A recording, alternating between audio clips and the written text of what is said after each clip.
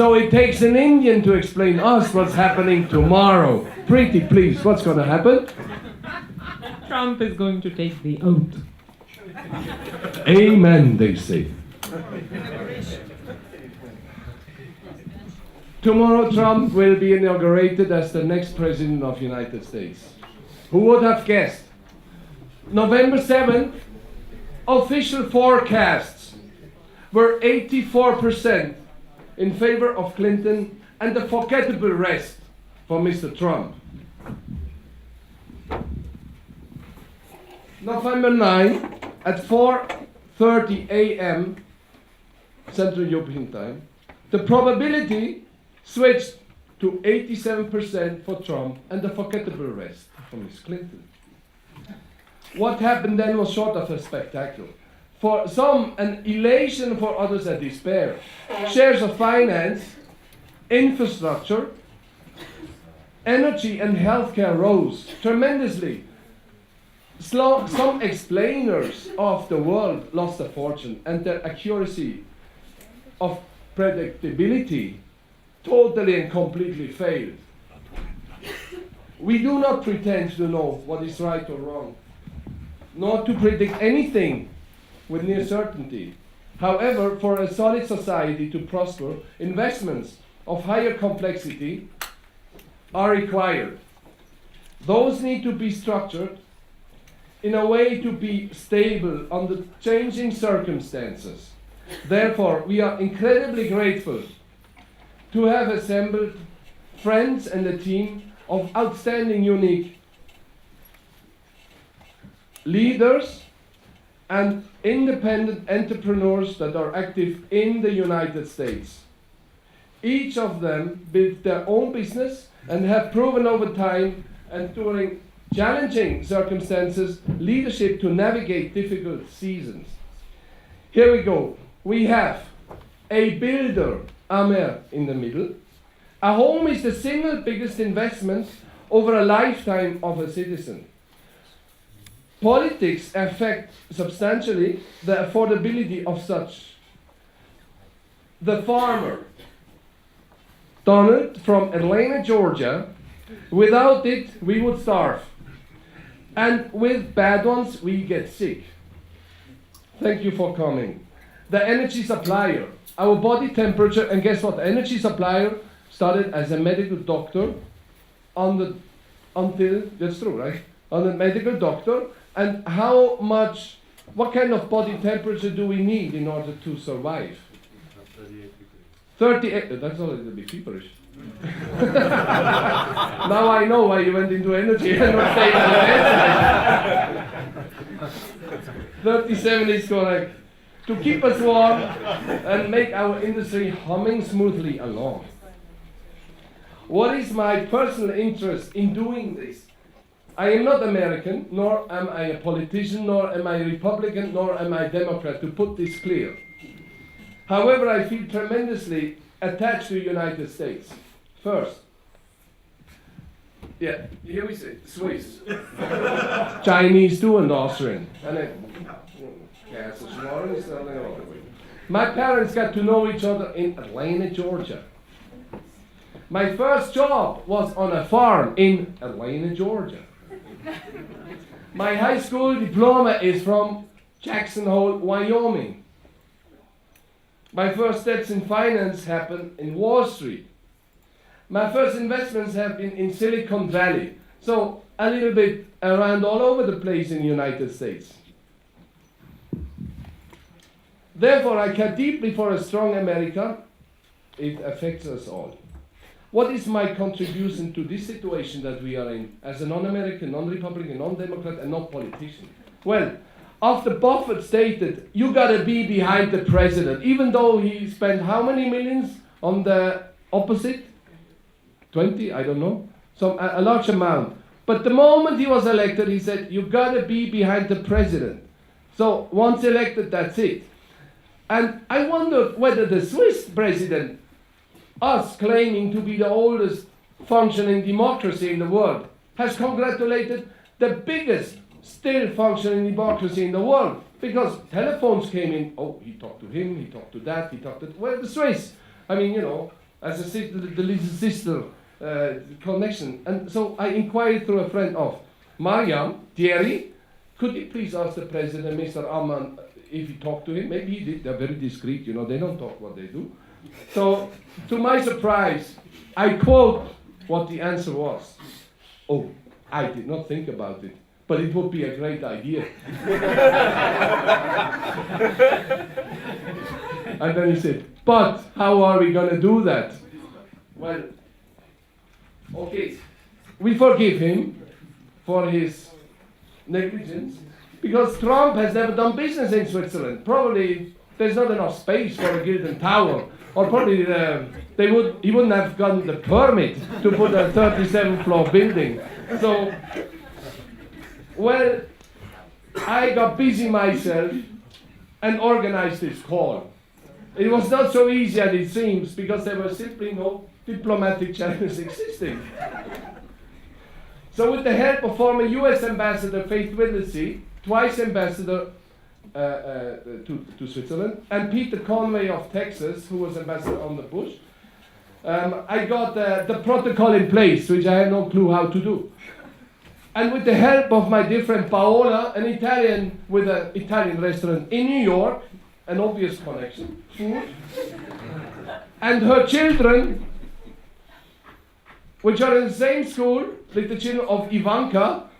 So you see the connection. We reached Mr. Donald J. Trump. So we orchestrated that from the back, and the phone call took place. Children, food, Italians. I mean, what else do you need? With fondue and chocolate, you'll get that far, actually. So here we are. I am totally happy to have you here, the guarantors of a solid backbone of our society, to learn from you about what the Trump administration might signify for you as a business, for you as American citizen or residents, and for us in the world.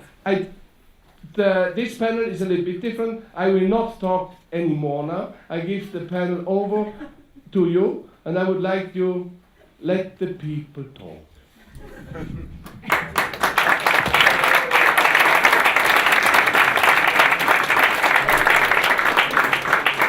Well, welcome to everyone. We were across the street, and the three of us are not really clear what we're going to talk about. So we encourage a lot of feedback and questions from the audience. I'm basically an actor, which is why he calls me a farmer. I'm really more an entrepreneur. My bona fides are that I'm more a practical person than an ideological person on both sides. I've tracked Trump for a good bit of time.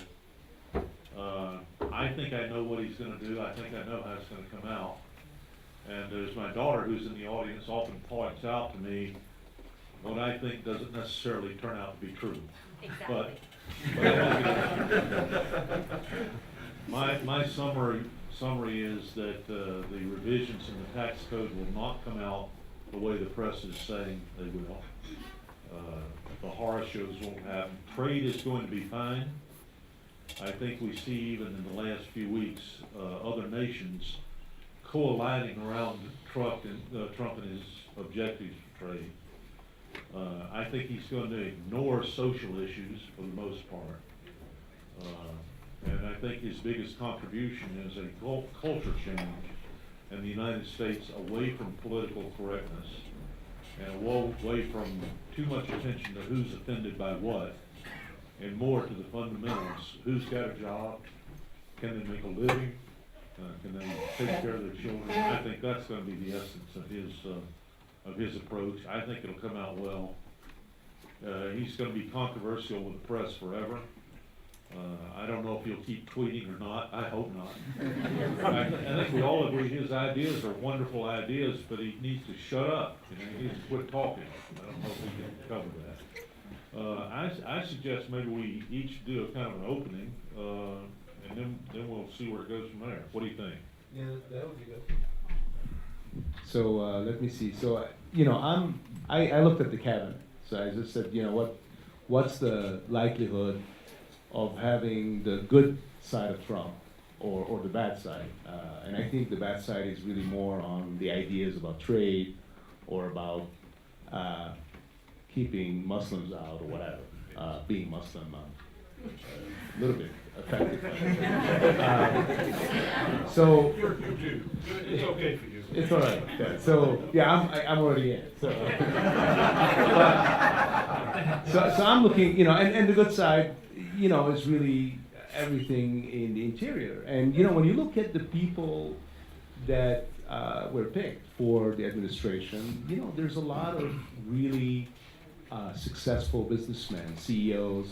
Like Wilbur Ross, like Stephen Mnuchin, Andrew Petzer, even Carl Icahn is in the administration. He doesn't need to be confirmed, but he's also been picked. And these are people who've run large companies, who've been very successful, who are independent thinkers. They're not people who are used to toe the line. They're people who used to be big influencers and make their own decisions.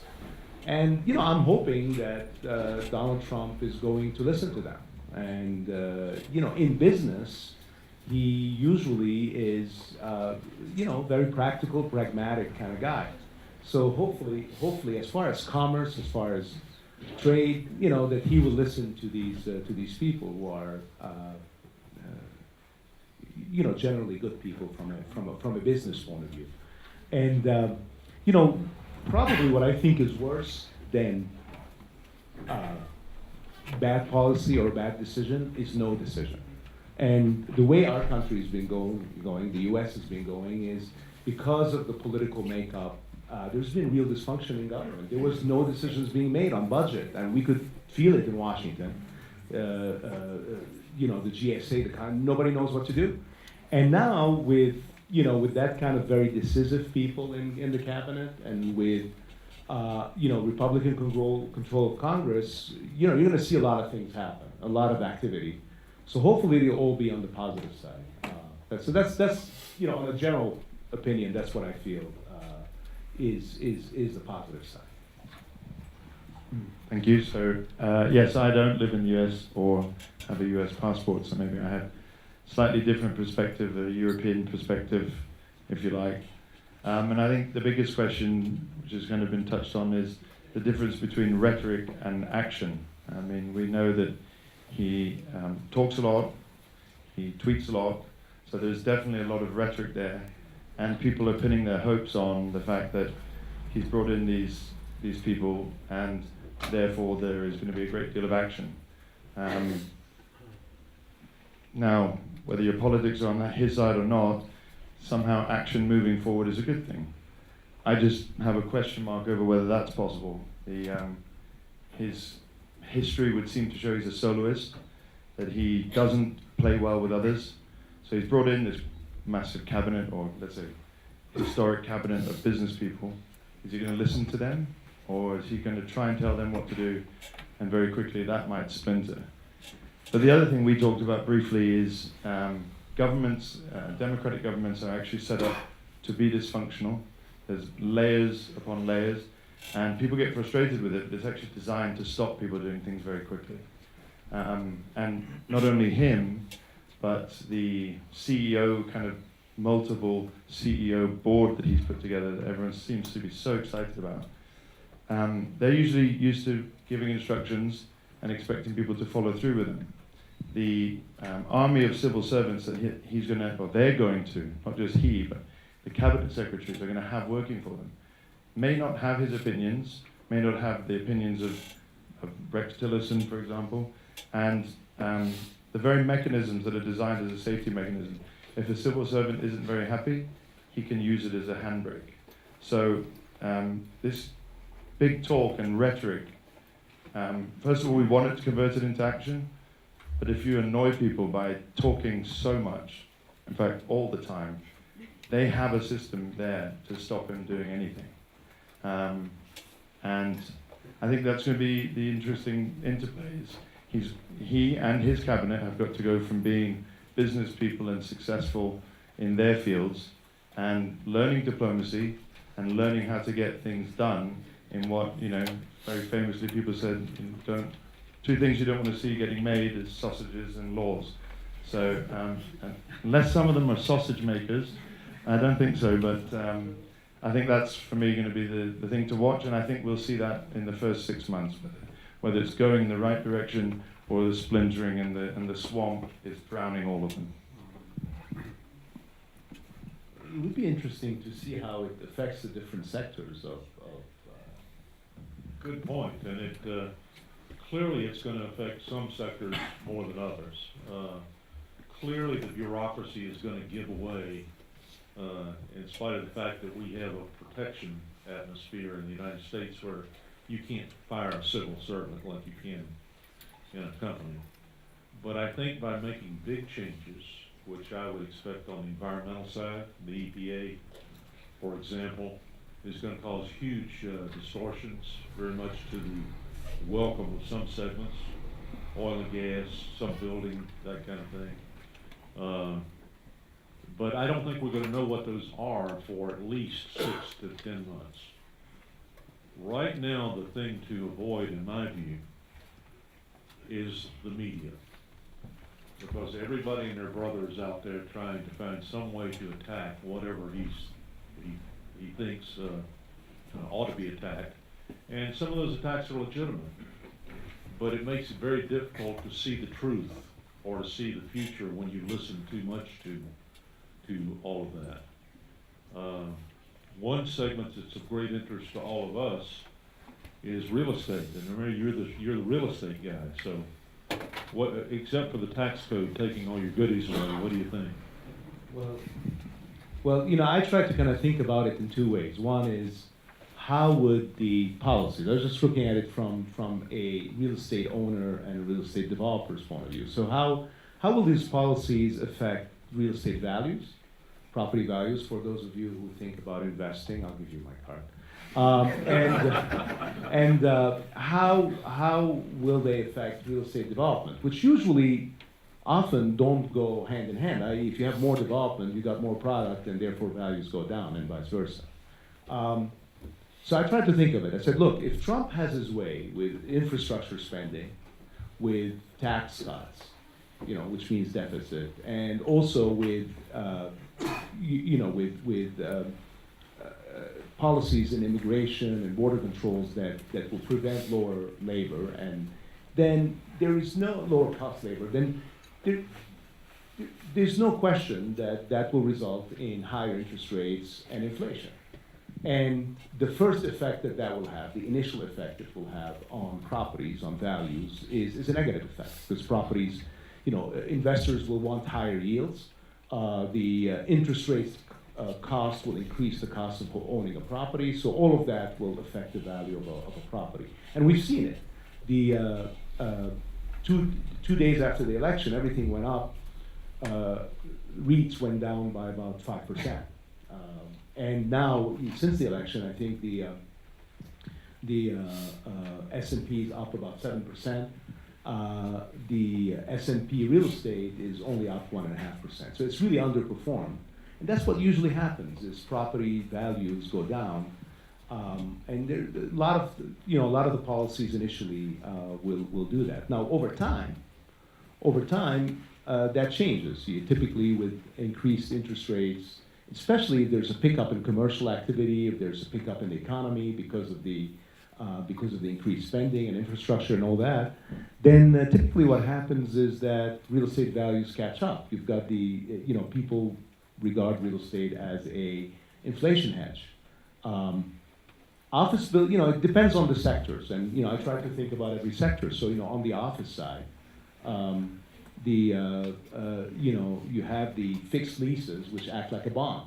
So if interest rates go up, those will go down in value, but eventually rents will go up, especially in areas that will be helped by Trump policies. So areas that have military spending, like Northern Virginia or Seattle or Southern California, those will prosper, and therefore rents will go up. Apartments adjust every year. Hotels adjust every day. So those will really benefit from commercial activity picking up. I have a lot of thoughts about that. What could really affect values homes, because you mentioned homes. It's the most complex area, because on one side, if you have higher interest rates, homes become less affordable, mortgages become more expensive. On the other side, if you deregulate these tough regulations that make a lot of people unable to buy homes, then that will.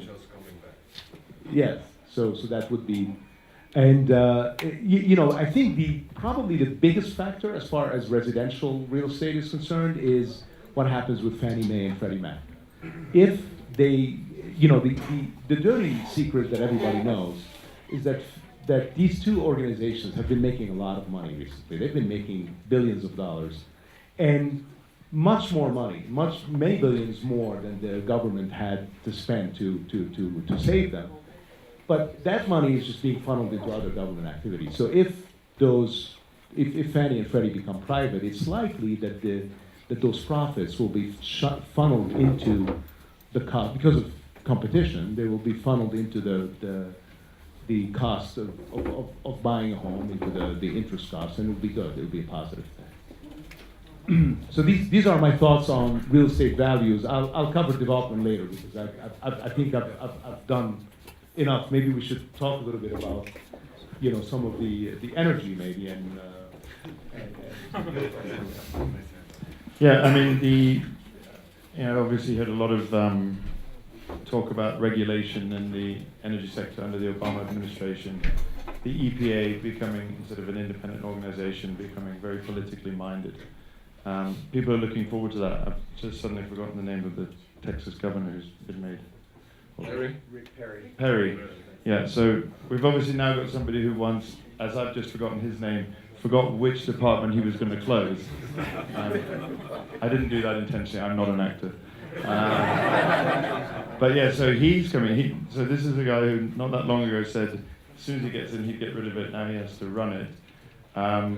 Certainly when he was governor of Texas, he was, he wanted to deregulate. And what ended up happening was he ended up creating the worst regulation possible, because the state of Texas was the only state that was not able to do some of the EPA's work. So he was this pro-business guy. He drove massive amount of chemical production to the state of Louisiana.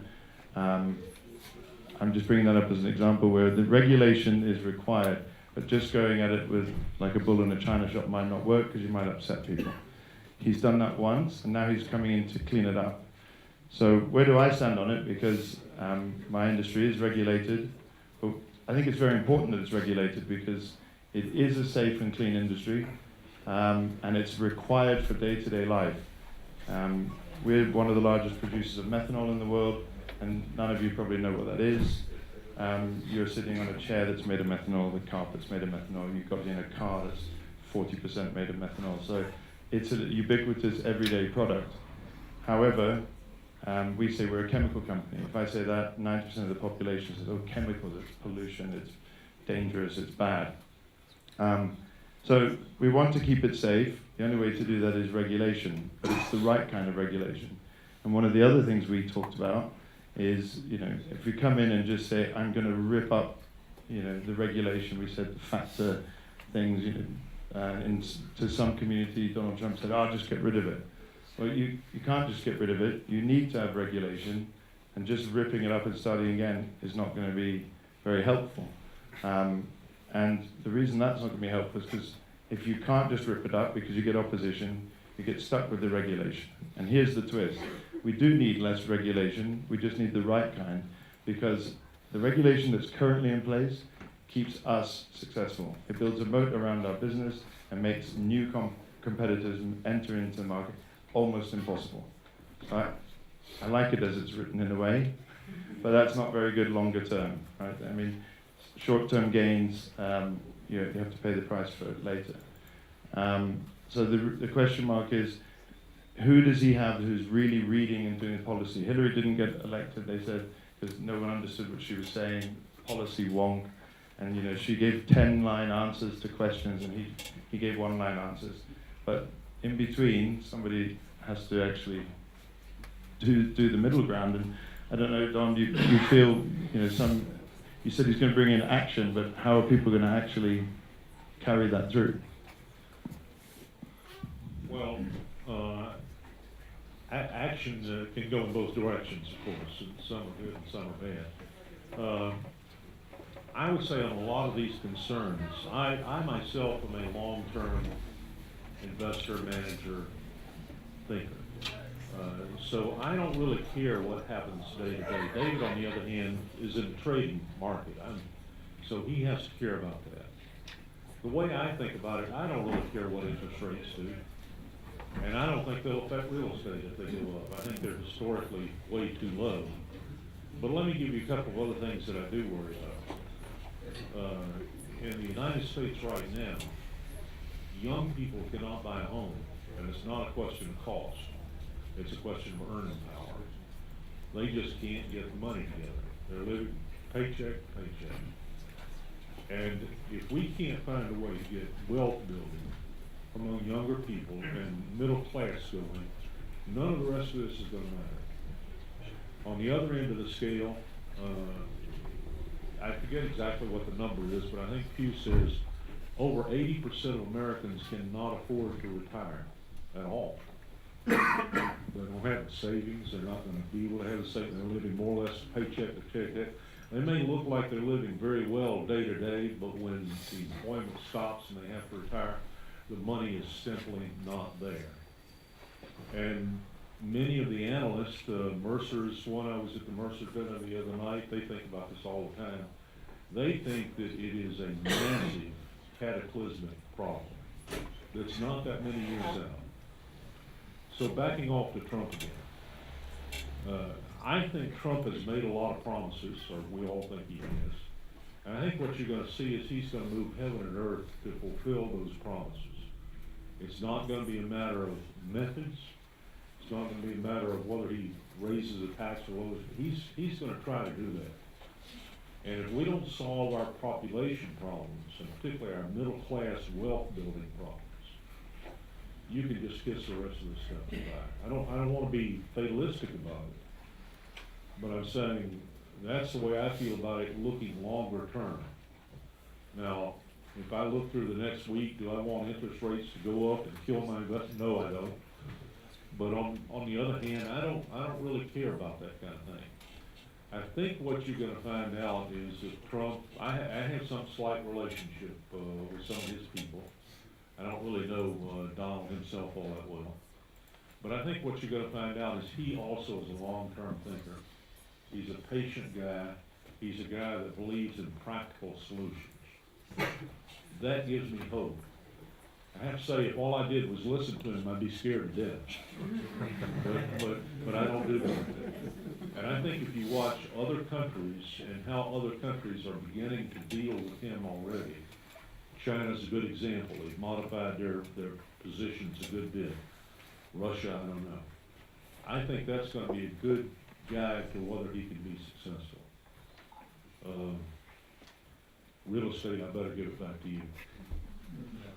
I think that I think you're right. It's hard for us to know exactly how successful he's going to be. He's, as I said, internally he's put together a good team. Some of his policies we hope will not come to pass, like whether it's the wall, which I think will be built because it's one of those promises, or the trade policies, which are looser. So hopefully those will be. Already you can see a softening on the tax, where now the latest proposals are in the low to mid 20s as opposed to 15% corporate tax and some of the other things. So that's going to be debated, and it's going to take a while to be. I think it's interesting. You mentioned property. It's interesting because Donald Trump comes from property. His son-in-law comes from property. So if there is one area, real estate development is an area he understands, and it does build jobs, it does build the country. So you would think that he would be understanding that my hope, for instance, for those who want to invest in the U.S. is that with a real estate mogul as a president, that maybe we get rid of FERPTA, which is a law that was passed in the 80s, and it's also true for energy. And it's a law that was passed in the 80s that is completely useless. It just prevents people from coming in, because nobody pays that tax. So it's just a tax that prevents foreigners from owning America. Like they could take the buildings and leave and go home or something. So so hopefully they can get Congress to kind of get rid of that law.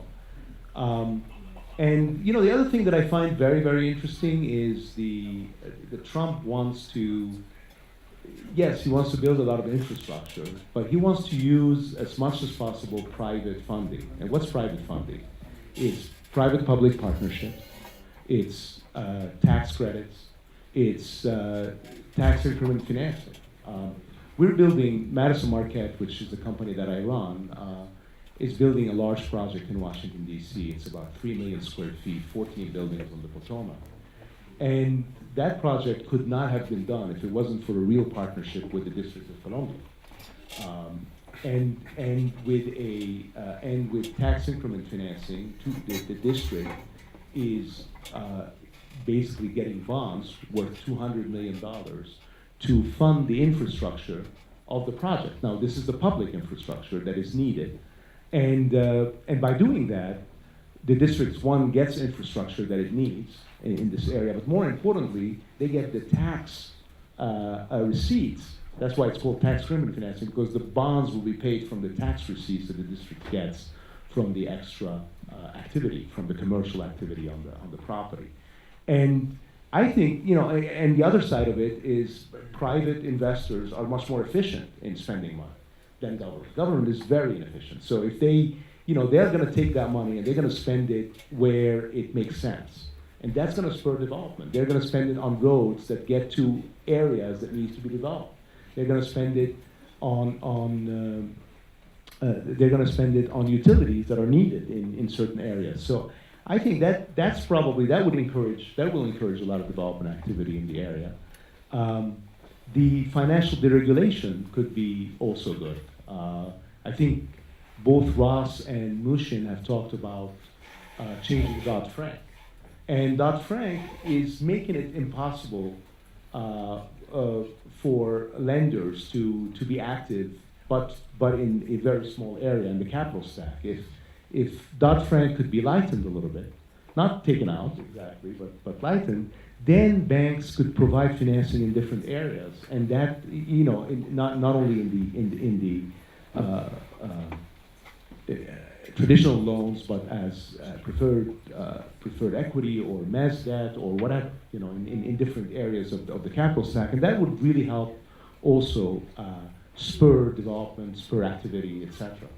So I think, you know, and lightening reducing all the regulations that have to do with providing mortgages. One of the sister companies that we work with also is in the mortgage business, a niche mortgage business, but still. And the regulations are incredible. The cost of providing a mortgage and the regulations on building a house are incredible. I would say regulations are about 40% of the cost of a house.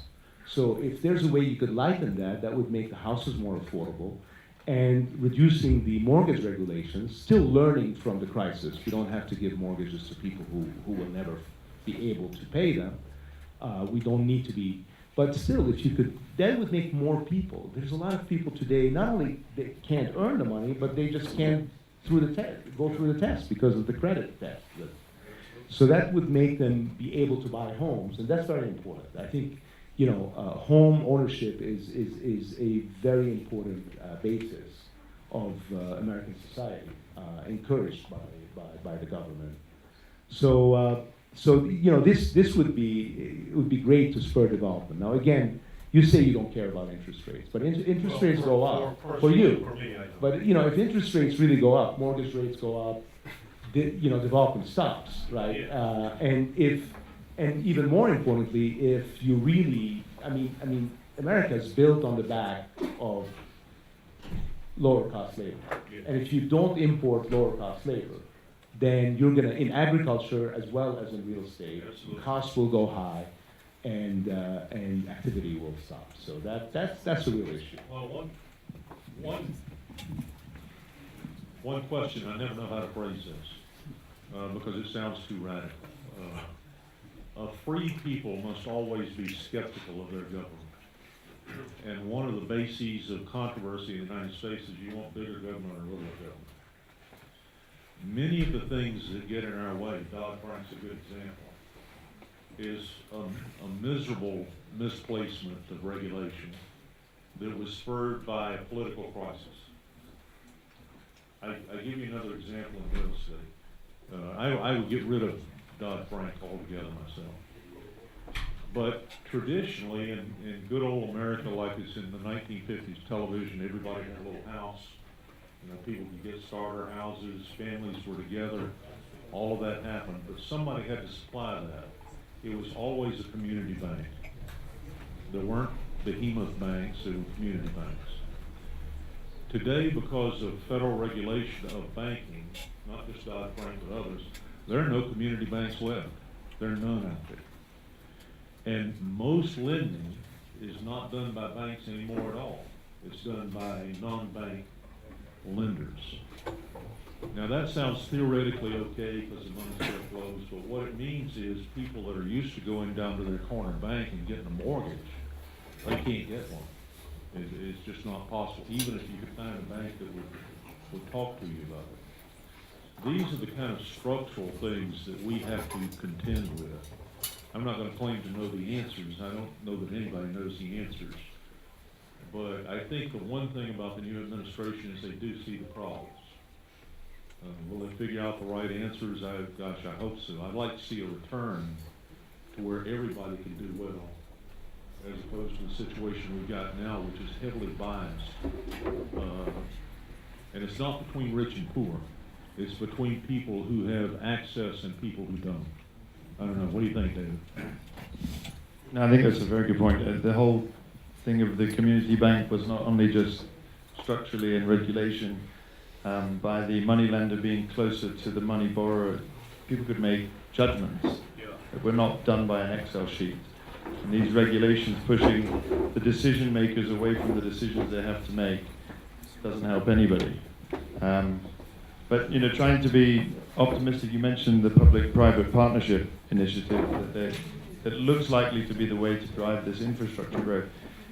It's a great thing for two reasons. First of all, President-elect Trump doesn't have to worry about the deficit because somebody else is paying part of it. So it's a smart way to drive massive stimulus without using the tax dollar, as it were. But that the projects go in the right places, right? Your point, because the outgoing administration had a punch-on for picking winners and losers just because they thought they were right. And you know, you can argue about markets and all the rest of it, but the fact is no one person can pick winners and losers. And there were fake companies, basically, that made billions of dollars of fake profits because they were getting to build infrastructure projects that were not really required. So I think this will work. And I think this will have no opposition to it. So it's likely something that we'll see in the first 6 to 8 months, that certain projects get announced. So this is why I think it's quite funny, quite interesting. This could push straight up against one of his other things. Well, actually, no one knows if he's going to put a border tax. But $500 billion of infrastructure on things like major buildings, roads, would require 20% increase in imports of steel. $500 billion sounds like a lot. If you're talking about the size of projects that everyone's been talking about, they could announce $500 billion projects on Monday. So, you know, the next day, he's going to say, I'm going to put a border tax up. Somebody who's helped him put that initiative together saying, you can't do that, because you just make our public-private projects 20% more expensive. And probably the public part of the PPI will be the one that guarantees that if the price goes too high, the contractor doesn't have to absorb it. So the entire 20% increase in the steel cost, if there's a tariff on it, will end up getting paid for by the government. So there's these kind of vicious and virtuous circles in there, and you know, requires detailed thinking and not just big ideas. But I do think that that kind of free market thinking is the right way to go. The only question, I mean, as we've heard him say, he doesn't really believe 100% in free market. So how does that contradiction going to play out? Well, that's difficult because when you hear Tillerson on the other side, he's all free market. So here's your Secretary of State, and we know that the State Department isn't as influential today as it was before because they've got all these other agencies. But when you got the Secretary of State who's all pro free market, and then you've got all these other anti free market people in government, that's going to be an interesting position. So we don't know how it's going to.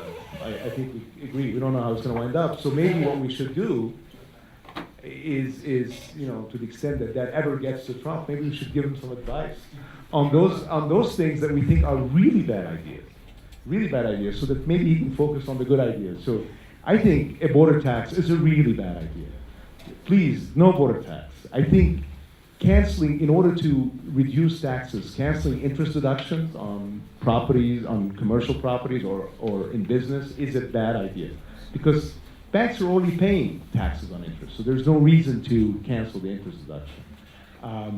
I think, keeping Muslims out is a bad idea. That doesn't. But you're already in. There would be less competition for eligible Muslims. But I can get 4 wives, so it's okay. I would say a man who wants 4 wives is crazy. So anyway, I think there's a lot of things we may be concerned with, and I think the only thing we can be optimistic about is that the advisors that we like, the businessmen, prevail over the advisors that we're scared about, like Flynn. So hopefully, this will be a business-oriented administration, and hopefully, Ivanka will have more of a voice. We all like Ivanka. I think everybody here loves Ivanka. So, what do you think? Well, I think pretty much the same thing. I think it's interesting to speculate how he's going to deal with terrorism. I'll talk about Muslims here. He never, I'm convinced, never really intended to be heard to say what we think he said. What he intended to say, to use his terrorism as a whipping boy. It looks like his approach to that is a military approach, for the most part. I would guess that's not going to work. It's going to have to be a cultural approach, which requires more diplomacy, requires more subtlety. I don't think of him as the king of subtlety, or of diplomacy, for that matter. So there are areas of endeavor like that I think are more up in the air. On everything that's more business oriented, I'm very optimistic and very comfortable about what he says.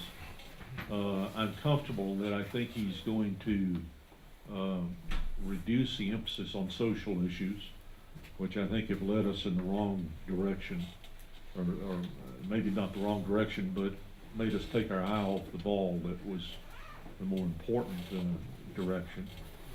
But in those areas, I don't think we know much about him. I think in the business areas we do. If we watch, we know a lot about him. I think that might be one of his strengths, though. I know it's going to sound like a joke, but he has a very loose attachment to the truth. Yes. He gives an opinion one day, and 6 months later, if he's changed his opinion, he'll just deny he ever said it. Now, he's going to need this flexibility if he comes in and tries things and they fail. Normally a government comes in, you know what they're really trying to do. He may try and come in and do a lot of things, fail miserably on half of them, but not continue dogmatically. Just turn around 6 months ago, I told you that was a stupid idea to do the opposite. But that really might be a positive. Well, it might be. If you go back to his first book, The Art of the Deal, I haven't read it in years. One of his basic negotiation approaches is he doesn't want to be predictable. Well, I think he's accomplished that. He's clearly not predictable, but I think that's part of the soul of the man. And he said during the campaign trail, he didn't want to tell people what he was going to do. Now we can argue whether that's, morally defensible and that kind of thing, but I think that's just the way he's going to be. It's going to be a roller coaster ride. I'm pretty convinced. 4 years or 8? I'm hoping you stay on the roller coaster. I'll tell you that after his first year. I Don't- think, you know, he's got the political sway with both the House and the Senate, and I think he'll accomplish more in the first year than anyone else has. I think one interesting question, I don't mean this in a political way, but one interesting question is whether Obama basically killed the Democratic Party. Personally believe he did. The Republicans picked up a huge majority of all the, not just of the Senate and House, the state houses, the legislatures, the mayors. Right now, the Democratic Party is very shrunken in size. It can't find its way at the moment. It's given to criticism more than anything else. It's vital for our country to have at least a two-party system. Many argue we should have 3 or 4 parties. But I think there's a chance he's going to try to help rebuild the Democratic Party too. You see him reaching across the aisle and talking to people, and we may come out of this thinking he's much more reasonable than we think that he is. We can't think less, right? I Well, don't think he's more reasonable than the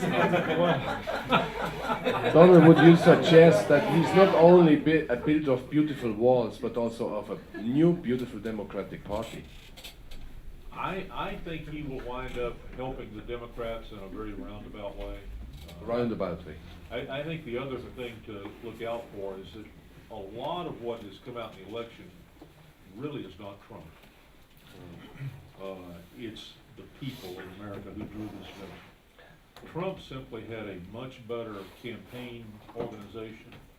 He used much better big data analytics, and the Democratic Party was just lazy. They just didn't do a lot of campaign because they thought they had it in the bag. So I think a lot of the results that we may criticize or applaud for here now is really not so much this one person as it is the will of the people.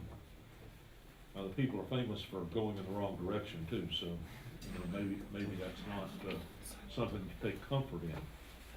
But I think a lot of this really has nothing to do with Trump.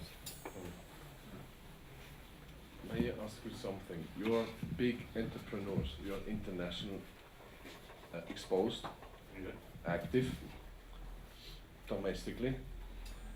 Now, in order to entrepreneurs adapt to changing circumstances, and in different ways. Do you have also projects or some form of mechanisms in place to help the new president-elect to achieve his goals that might help you in return, actively? I do not. Others may have. I mean, I can advise. I really don't want to get into that game. I'd rather be an observer. But like everybody in this group, we all think we know the answer to most of the questions. It's just nobody will listen. I don't think anybody's going to listen to me about it. But I think it's going to be really interesting to see what comes out in the first 6 months. You know, Washington is full of, we were talking with a fellow today who had to leave. He basically runs an analysis firm in Washington. That's somebody that's not a lobbyist, but it's a legitimate way to be part of the bureaucracy, the public-private bureaucracy in Washington.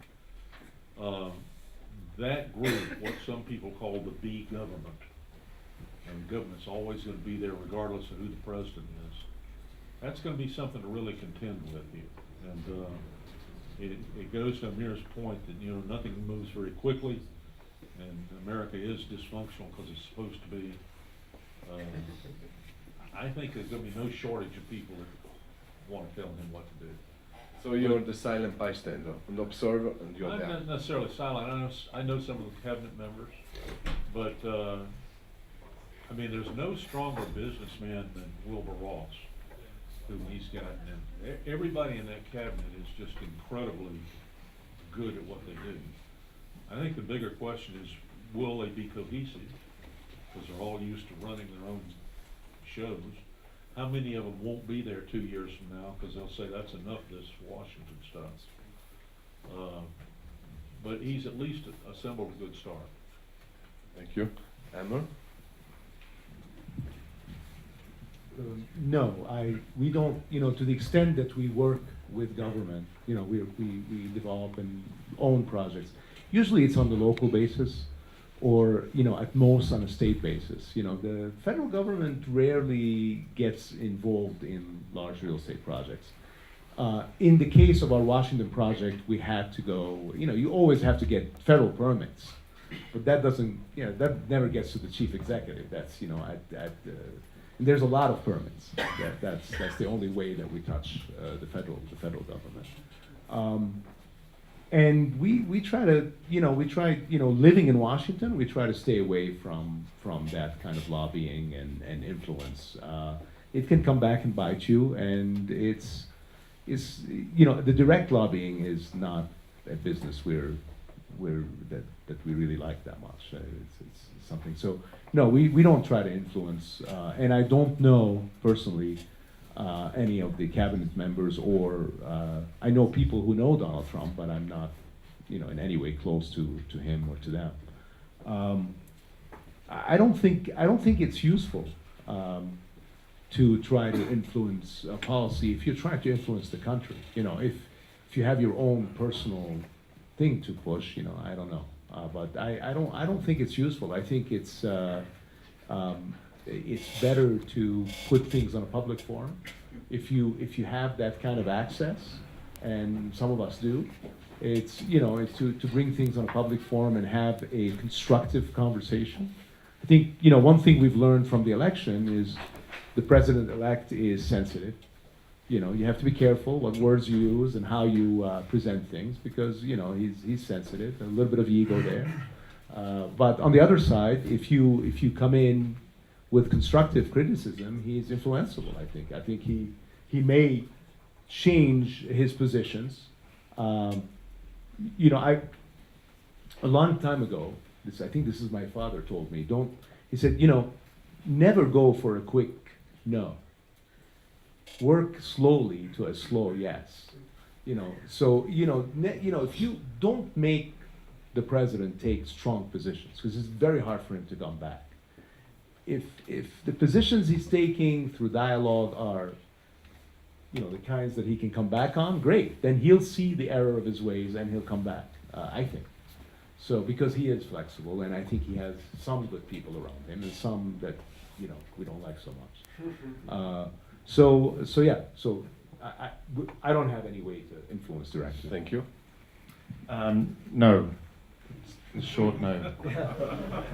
No, I mean, way we've always done things is, you can't pick a winner. Like I said, you shouldn't be picking the winners and losers in big projects, simply because by definition in 4 or 8 years' time, things will be gone, and the industries that we work in, our projects have to last for 20 and 30 and 40 years. So we're going to see, in the US, a Democratic government, a Republican government, a Democratic, over the life cycle, more than one change. So I think you need to understand the environment and be able to adapt to it. I think that's the entrepreneurial side, is changing regulations or changing sentiment. Our job is to adapt and not try and make the world run our way. That's politicians' jobs, and we have other jobs. I think when you think of that kind of thing about the overlap between business and politics, someone pointed out something to me about Rex Tillerson, who I had some interaction with just because our fields overlap. Incredibly successful man, very intelligent man, gives great optimism. For me, that might be the right person. Apart from how much money he's earned, he's sitting on $250 million worth of Exxon stock. I don't know how you deal with that conflict of interest, which may start on Monday. And I know he has to sell it, but I don't think he can sell it overnight. I thought he said they were going to put all the Exxon stock in a private In trust. a blind trust. Okay, but then it's in a trust, and you own it. No, but they're going to sell it. But the They're gonna trust, sell yeah, it a all. trust will sell it, right? Yeah, and but then reinvest it in some other. But wouldn't it be better if Exxon stock was really high for the entire time the trust was trying to sell it? There is an inherent conflict of interest. But it's So- better than keeping your business and having your kids run. Very true. Thank you so much. Thank you so much. I think would you be ready to take some questions from the audience? Always. Always. So please, who has a question about will Trump make the economy great again? So many. Please, Rodolfo. From Brazil, he just flew in for this panel. Welcome. Exactly. From Copacabana, by the way. Well tanned, from the sunshine to the sunshine. Thank you, Dr. Benziger. It's an honor to be here. As you kindly introduced me, I'm Rodolfo. I'm from Brazil. I'm a property developer.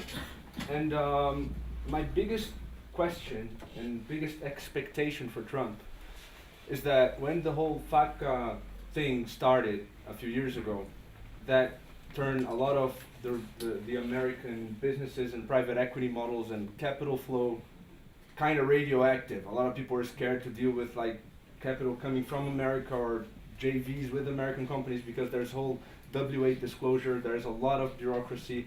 It's very intimidating, and a lot of countries are adhering to it, and it became a snowball of intimidation financially. And coming from a family in property development who's launching our first property fund internationally later this year, we were very skeptical and conservative about including America in our roadshow.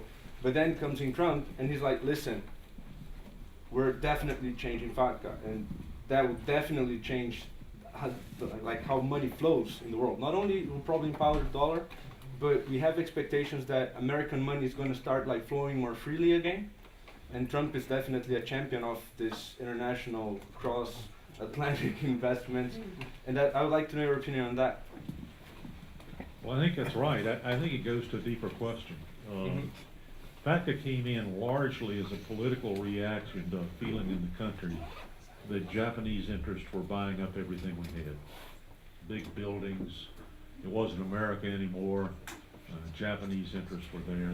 That was a false fear, but it was a fear. So government, the people, and then government passed these rules which are really counterproductive. We have lots of examples of that kind of thing where politics have driven results that are really not as helpful as they were supposed to be. And I think Trump is going to get rid of a lot of those. There was an interesting comment, and again it goes back to that conservative versus liberal split about big government or little government. But I noticed the other day Laura Tyson was on. Laura was maybe my favorite economist. I think she was chief economist in Clinton's administration.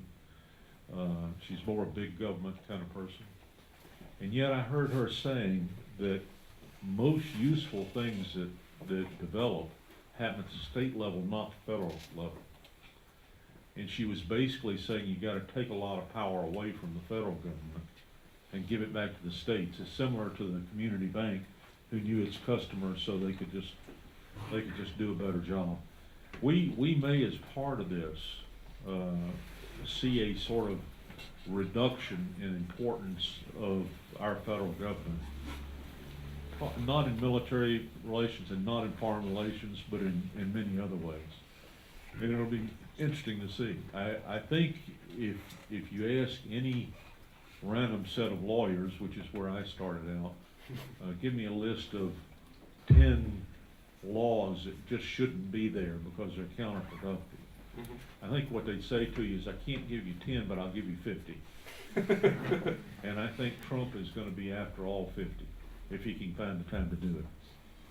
You know, I think that first of all, you put your finger on the reason why Clinton lost and why Trump won. Because FATCA is an example. It's one of many, but it's the same example. You know, the Americans living abroad, expats, you know, they have an organization.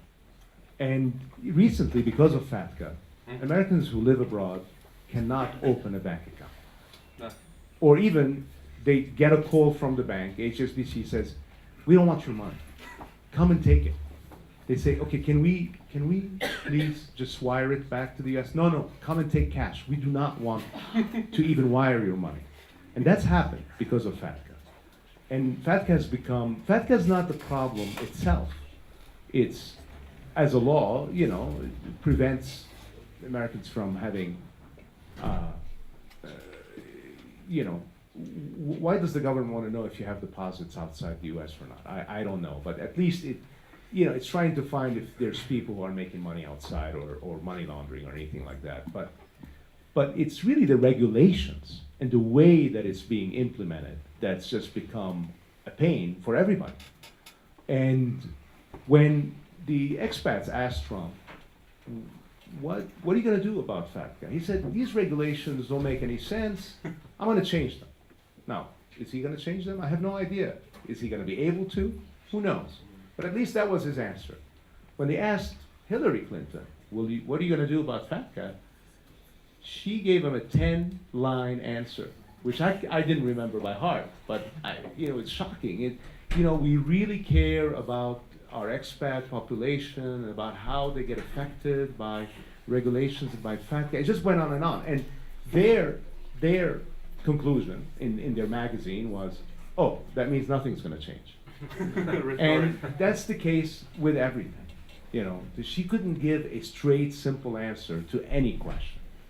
And I think she was just not a likable candidate, and she lost because of that. So hopefully FATCA's become impossible for everybody.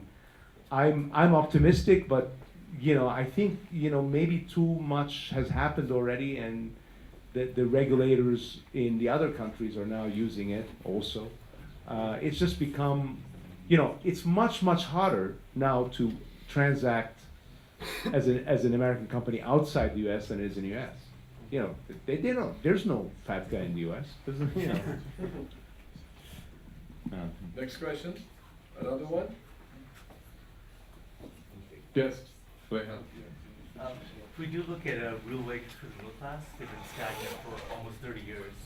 A lot of the policies seem inflationary in nature, which might erode the middle class further. Will President like Trump and his policies actually disadvantage the middle class further than they are now? Unfortunately, I'm stuck holding the microphone on that one. It's a highly technical question. I think definitely not my area of expertise, but the question was, will Trump make the economy great again? And I think one of the interesting questions there is, what do you mean by the economy? Right? An economist, the economists will say exactly what you're saying. The question is, what is the time frame for that damage to happen? And I mentioned 4-8 years. If that's right, we will not notice it during a 4-year Trump presidency. If he only lasted 4 years, for whatever reason, he thought he did a great job and he retires after 4 years, but you won't see it because all of the stimulus that leads to this inflationary pressure will do nothing but buoy markets. There'll be exuberance in the financial markets. The perception of inflation will cause people to rush into real estate markets, make more investments. Asset prices will go up. All the big projects will drive wage growth because, by the way, you already have full employment, so the only way up here is wage growth. So initially, yes, interest rates might rise and the perception of inflation is there, but wages will rise. So to start with, no, it's going to do what Don hopes. The problem is if it isn't managed, and a hawkish Fed doesn't seem to help that one, then we could see another asset bubble, whether it's in real estate or financial market or both, or like every time. But the fact is, I think initially, if it's successful, no, it's going to help. Going to see real wage growth. The problem is it may have a whiplash effect on the back end. Thank you. Another one? Yes, please.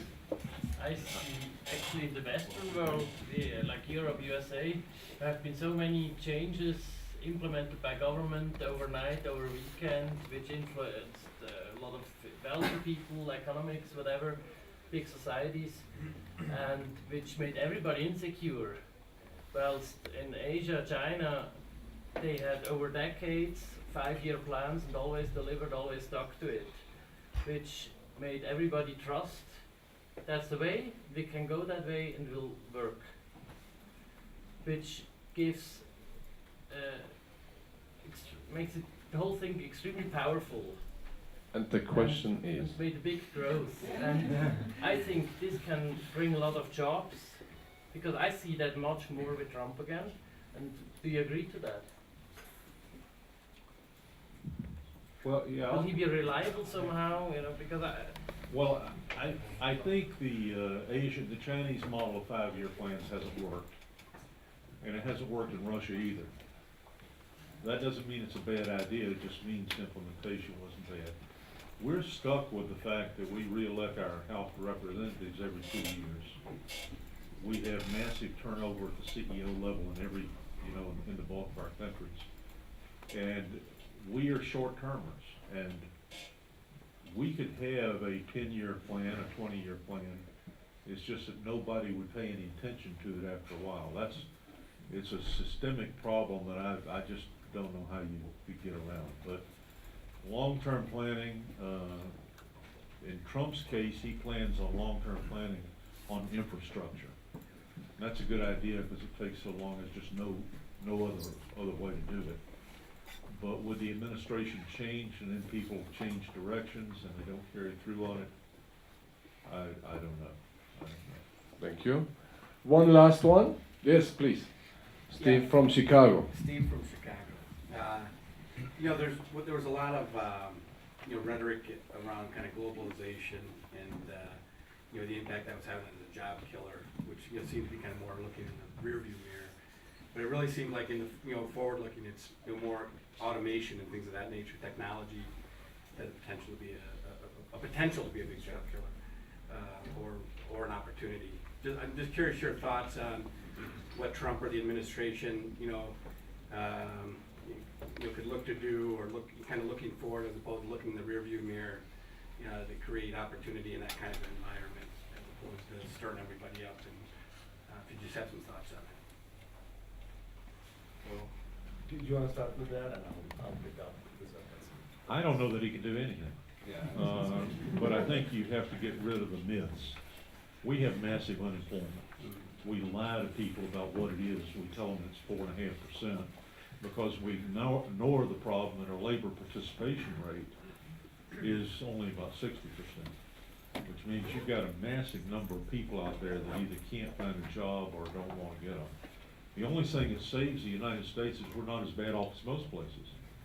In Spain, you've got a 35% unemployment among young people. In Saudi Arabia, it's higher than that. Unemployment is a big problem across the country and across the world, and it's not just economic. It has to do with self-esteem, putting people on the right path, and all of that kind of thing. The people that know a lot more than I do, that just sit around, look at their neighbor and think, and there are a lot of them here at Davos. They all think the same thing. A big problem is automation is killing a lot of jobs. It's not just economics. Automation is going to continue. We don't like socialism, we like capitalism. So you got to ask yourself the question, all right, what if automation goes as far as it probably will, and you wind up with a population where a huge number of them don't have a job because there are just no jobs? How are you going to support and feed those people? That's a big philosophical question for the future. And I think a lot of the better thinkers are thinking about it now, and they just don't have any answers. I think this is very interesting. First of all, I agree with you that there's very little Trump can do about creating more jobs in the short term, at least. Not by keeping Mexicans out, because they're doing the jobs nobody else wants to do. So, and it's true. I don't see automation as a problem, or robotics, which is huge right now. I think it's the next. Bioengineering is huge also. I see it as what is going to give an edge to America again. Because we're going to have the technology, we're going to be able to compete with the cheap labor by having laborless factories. Otherwise, we can't. There's no way you're going to compete with China. So I think it's going to be what improves productivity. Now the problem is then you'll have less people able to do these manual jobs. And you're going to have more of this difference that Rehan was mentioning between the poor and the rich. And that difference today is a huge problem across the world. the Gini coefficient, which is the measure, the 10% richest, not richest, but 10% highest income to the 10% lowest income, in the world is at the highest it's ever been. And the highest it's been before that was in the 20s, right before the 30s, and that creates populist governments and autocratic government and crisis and all that. So it is very bad to have this huge discrepancy. And the only solution for that I can see is education. Because you can create jobs if, that are not necessarily factory jobs or labor on a farm, if people are educated. And that's, spending on education and spending right on education is something that is super controversial in the U.S. But I think it's not, the tax credits aren't there. I'm surprised that I get to subtract my mortgage payments, but I don't get to subtract my university payments. It's stupid. So we're not really investing, and the government isn't incentivizing investment in children. So will Trump start investing in this long-term thing that is education that could hopefully then build real jobs over time? I don't know. That hasn't been handled. Maybe because this So, is an important question. It's important, so we have an important comment. Yeah, okay, well, I thought I got away with it, but I do have a position on this because, and maybe it's great that we're in a ski resort. So skiing was invented as a leisure activity in about the 1880s by rich British people going to the Matterhorn to climb it. Eventually later they started skiing down it. In the last 120 years, we've allowed 50% of our population to enter into the labor force. Before that, women were not welcome in the labor force or not needed, whatever you want to characterize it as. And yet, we have more production and more stuff, more consumption, more services. All of this during massive automation. The number of people working on farms just to provide the food we eat has gone down from being more than 50% of the population to, in a country like the United States, less than 5%. So I don't think we should be thinking that Arnold Schwarzenegger, maybe he's even here in Davos, is going to come around the corner and robots will not take over the world. Thank you very much. So now the most important part. We have 3 decision makers, 3 shapers and highly successful entrepreneurs. They made more right decisions than not. They are today the judges of us. 3 questions, and you judge, and we vote. Number 1, and we ask the audience, and you count. Write down, David. The votes. Question is to the audience, how many are American citizens in here? Hold up your hands. George, count. When we do ish, 10-ish. 10, what, percentage or number? No, it's about 10 or 12 hands went up. Out of how many? It's a funny businessman.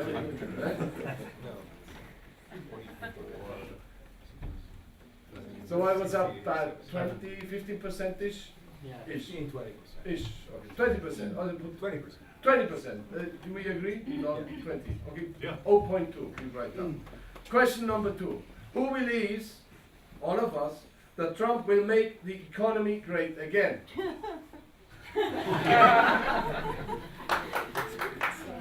The same 10 that didn't put their hands up. 6-ish, 7-ish. Another ish. Another ish. This is coming up. Less than we're American. Less than American-ish. So we have what? You have 15-ish. But it's interesting, none of the non-Americans.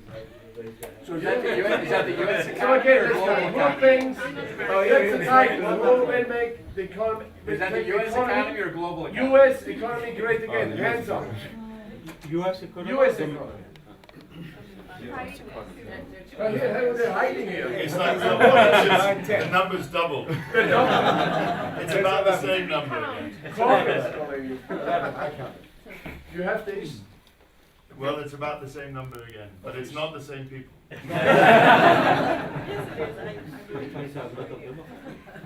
Third question, the hat. Will Trump make our world great again? No. 1, 2, 3, 4, 5. 5-ish. This is it? 5-ish, it is. So how much do we get? Well, if we said about 15% voted, that's the first time. So 15% voted that you would make America great, and 5% voted. One more here. One more. I just had one question. Can you rephrase that question and say, who do you think would have made our world great again? Oh. They vote by hand.